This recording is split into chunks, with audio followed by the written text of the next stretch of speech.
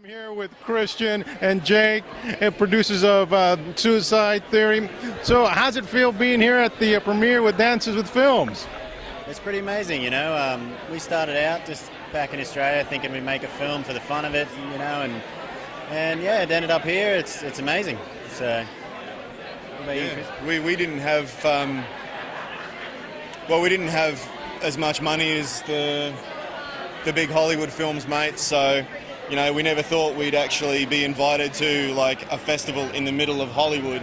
You know, so it's a great compliment to the film, great compliment to the director, the writer, especially the actors. They were absolutely fantastic. So, big props to them.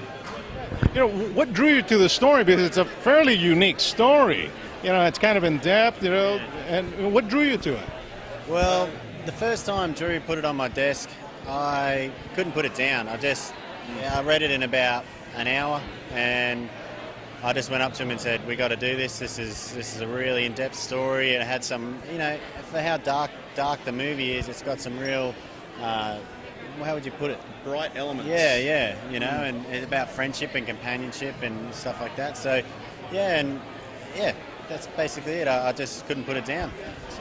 Yeah, same for you, Christian. Same sentiment. Well, Drew did the same thing to me. He came up to me and said, "This is a script that I'm interested in, that I want to make." And he goes, "You're going to read it?" And I said, "Oh yeah, okay." So I put it on the bedside table for a couple of days. I'm like, you know what? I've read a couple of scripts in the last couple of weeks, and they didn't really, you know, they didn't pop. And I read this one, and it just literally absorbs you into this story so much. Like, there's so much there that people can relate to, especially with loss.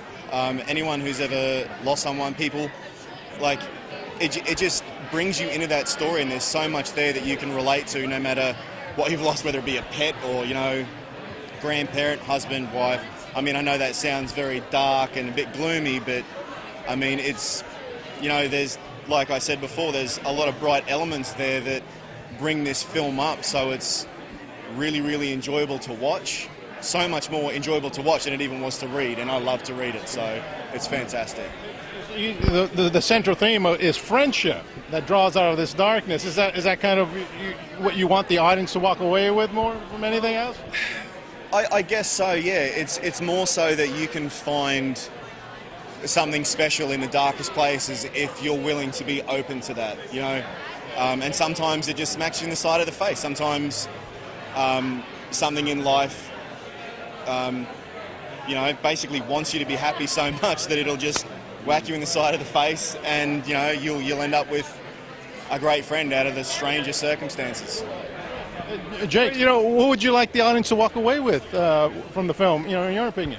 Well, it's mainly, like Christian said, it's around that everyone needs someone, you know, everyone needs someone to talk to sometimes, someone to bounce ideas off, whatever, you know, and you can find it in the strangest places sometimes, and yeah, that's mainly what I'd say. Like, you know, don't disregard someone just because they've had a rough time, you know.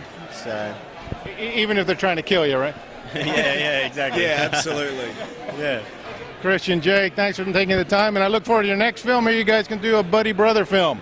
Maybe we'll see what happens. If he learns to act. Thanks, guys. Appreciate it. Thanks, mate. No worries.